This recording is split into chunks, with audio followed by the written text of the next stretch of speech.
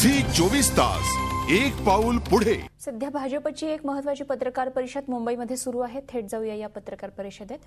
38चा वापर करून ज्या प्रकल्पांची व्याप्ती वाढविण्यात आली अशा प्रकल्पाचा त्यातला तपशील क्लॉज 38 असं आहे की एखादा टेंडर काढला आणि त्यात 25% काम समजा वाढलं तर ते त्या टेंडरमध्ये ते गृहीत धरलं पाहिजे। पण हे काम अनेक वेळा त्याच्यापेक्षा सुद्धा जास्त आहे तर मग ते सुधारित मंजुरी करून ते वाढवून दाखवायचं आणि त्याच्यापेक्षा थोडं जास्त दाखवायचं असं कुठे कुठे झालेलं आहे। त्या सगळ्याची त्यातली माहिती पाहिजे। बरीच कामं इरिगेशन डिपार्टमेंटच्याच मेकॅनिकल आणि इलेक्ट्रिकल डिपार्टमेंटने करायची असतात पण ती बाजूला टाकून सगळी सिव्हिलकडेच कामं ट्रान्सफर केली गेली। अशी कोणती कामं आहेत की जी इरिगेशनच्या नियमाने करायला पाहिजे होती इलेक्ट्रिकल आणि मेकॅनिकल डिपार्टमेंटने पण त्यांना ते सिव्हिलकडे दिली आणि मग सिव्हिलने तीच कामं बाहेरून पुन्हा करून घेताना त्याचा आलेला खर्च याचा तपशील त्यातला येऊ शकतो। प्रकल्पाच्या निविदा ज्या मागवल्या आहेत त्याच्या सरासरी किमतीबाबतचा तपशील आणि पाटबंधारे विकास महामंडळाने अद्यावत किमतीच्या वर म्हणजे 4.99% इतका दर जर नमूद करून निविदा का मागविण्यात आल्या याचा तपशील मगाशी म्हटलं असं ज्या किमती वाढवल्या आहेत त्या ठराविकपेक्षा जास्त वाढल्या तर मंजूर करता येत नाहीत म्हणून मध्ये प्रशासकीय याच्यामध्ये त्याची किंमतच वाढवून दाखवायची आणि मग त्याच्यावरच हे 5% आहे त्यामुळे याला मान्यता द्यायची। असं कुठल्या कुठल्या प्रकल्पात झालेलं आहे या सगळ्याच्या माहिती या श्वेतपत्रिकेमध्ये आली पाहिजे।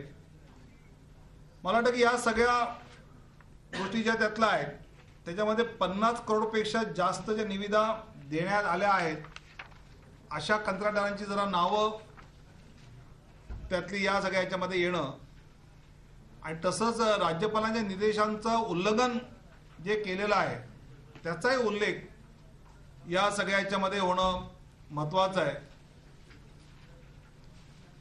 पहिली प्रशासकीय मंजुरी मिळाली आणि 1.5 वर्षाच्या दुसरी सुधारित प्रशासकीय मंजुरी देण्यात आलेल्या प्रकल्पाचा तपशील मूळ टेंडर करायचं प्रोसेस करायची ठरवायचं आणि एकाला अलॉट झालं की वर्ष 1.5 वर्षाच्या आत पुन्हा ते सुधारित करून वाढवून घ्यायचं त्यातलं खरी मेक घ्यायचं असते। तर असे कोणकोणते प्रकल्प आहेत की ज्यांना 1.5 वर्षाच्या आतच पुन्हा सुधारित तुम्ही दिली आहे मंजुरी वाढवून दिलेलं आहे काम आणि तर ते जरा सगळे याच्यामध्ये ते यावं।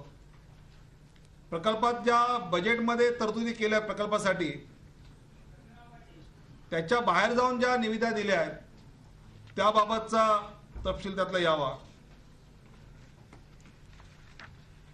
अशा बऱ्याच गोष्टींची मागणी ज्यातून भ्रष्टाचार बाहेर येईल असं स्पष्टपणे त्यातलं म्हटलेलं आहे आणि सिंचनची श्वेतपत्रिका निघताना केवळ भ्रष्टाचार आणि ज्या चुकीच्या गोष्टी झाल्या त्याच बाहेर पडाव्यात इतकंच आम्हाला अपेक्षित त्या तर बाहेर आल्याच पाहिजेत पण धोरणात्मक काही यात काही गोष्टी आपल्याला सुचवणं गरजेचं आहे का। जसं मला नेहमीच वाटतं की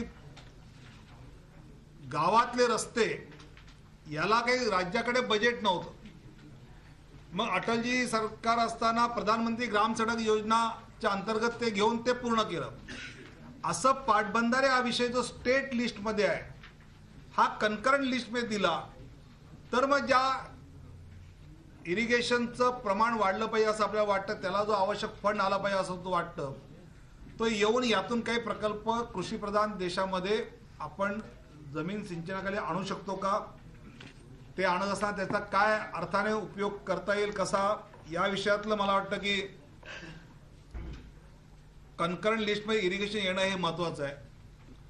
दुसरं त्या विभागाला पैसा गेला की आता घटनेने विभागवार या विकासाच्या कामांच्या याची रचना केली आहे पण पश्चिम महाराष्ट्र हा प्रगत असेल पण त्यातल्या सांगलीचा जत आटपाडी खटाव माण हा जो साताऱ्यातला हा पिढ्यानपिढ्या दुष्काळी आहे तर त्या भागात जाणारा पैसा प्राधान्याने त्या भागातल्या दुष्काळी तालुक्यात गेला पाहिजे।